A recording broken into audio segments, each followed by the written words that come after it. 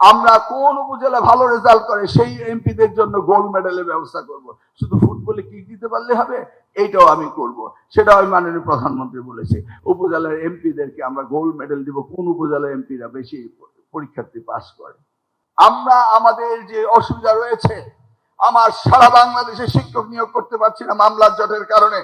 শুধু primary school নয়, high school, every sector, promotion, every more than 30,000 মামলা শিক্ষা মন্ত্রণালয়ের বিরুদ্ধে রয়েছে। This is not my fault. আজকে গুপ্ত হোক আর অগুপ্ত হোক, আমরা সকলেই তো এই জুলাই 36-এর সৈনিক ছিলাম।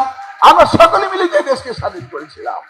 তাহলে আজকে আমাদের প্রশাসনের এই দুর্বলতা থাকবে কেন? আমি কলেজে শিক্ষক দিতে পারছি না বিকজ পিএসসি তে ব্যাকলগ হয়ে আছে। আমার মন্ত্রণালয়ে college, high school, primary school সব মিলিয়ে নিয়ারলি মোর দেন লাখ 77,000 শিক্ষক লাগবে আমার শুধু এনটিআরসি থেকে এমপিওতে। এবার এসেই বললাম নকল নকল এই শব্দটা আমার ভাল লাগে না। এটা তো কবর দিয়ে আসছি 2006 সালে। নকল আবার কি, সেই দিন চলে গিয়েছে। কিন্তু নকলও যে নতুন ভাবে ওই করোনার ভেরিয়েশনের মতো নতুন ভেরিয়েশন হয়েছে, ডিজিটাল হয়েছে, এটা কি আপনারা লক্ষ্য করেছেন? আপনার পরীক্ষার রুমের মধ্যে নকল রয়ে গেল, সেই নকলের জন্য দায়ী কি আমি ওই ছাত্রকে করব না আপনাকে করব? ইউ সি, সেই জন্য আমরা 1980 পরীক্ষার যে অ্যাক্ট রয়েছে সেটা আমরা পরিবর্তন করেছি।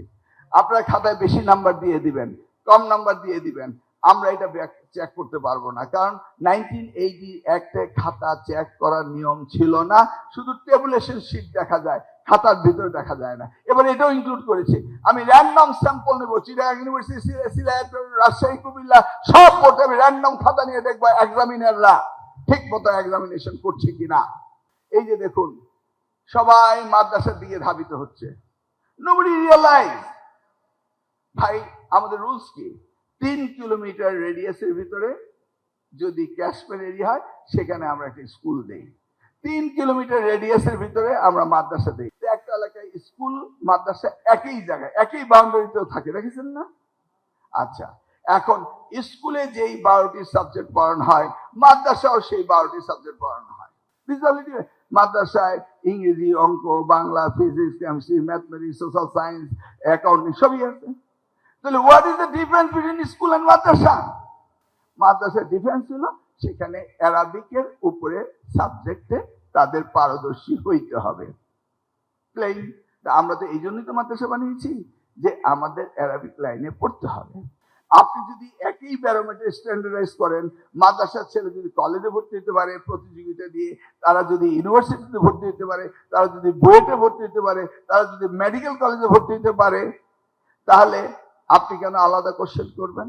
আমার যদি শিক্ষামন্ত্র চালাতে হয় তাহলে আপনাদেরকে আমার এক ছাতা তলে আনতে হবে। আমি কি আপনাদের বেনিফিটের কথা বলি না? এই যে বিগত গভর্নমেন্ট বেগম খালেদা জিয়া কল্যাণ ট্রাস্ট অবসর ভাতা দিয়ে গিয়েছিল আপনাদেরকে, একজন শিক্ষক রিটায়ারমেন্টের পরে গেলে 29,000, 30,000, 30 লাখ, 29 লাখ, 25 লাখ, 35 লাখ টাকা পেতেন না?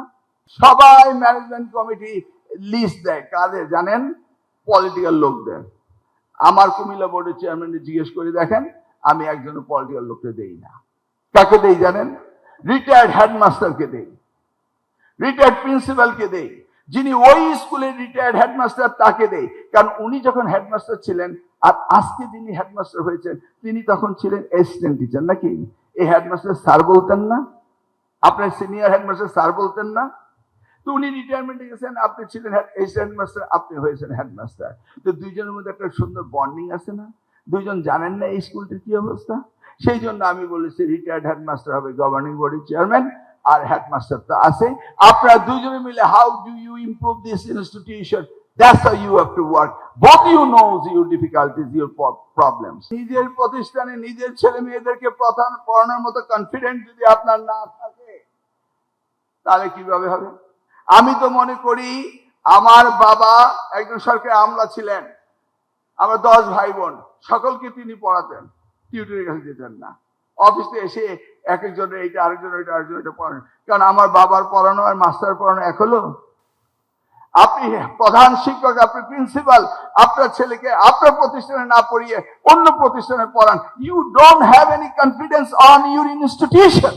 সবাই ভালো স্কুলে দৌড়াচ্ছেন আর নিজের স্কুলে নিজের ছেলে মেয়েকে, যদি নিজের স্কুলে নিজের ছেলে মেয়েকে পড়ান তাহলে না বুঝতাম আপনি এই প্রতিষ্ঠানের জন্য দৌড়দি। আমরা প্ল্যান করেছি যে জেলায় স্কুল নেই সেই জেলায় আমরা স্কুল বানাবো ডিসিদের আন্ডারে। কালেক্টরের স্কুল আমি গতবার যখন ছিলাম নীলফামারীতে বানিয়ে দিয়ে এসেছিলাম, কারণ জেলার ডিসিরা যদি তার ছেলে মেয়েকে পড়ানোর জন্য ঢাকায় না পাঠিয়ে ওখানে যদি পড়ায়, তো উনি নিজ গুণে নিজে ভালো স্কুল তৈরি করবেন। এই জন্য জেলা স্কুলগুলি ভালো হয়।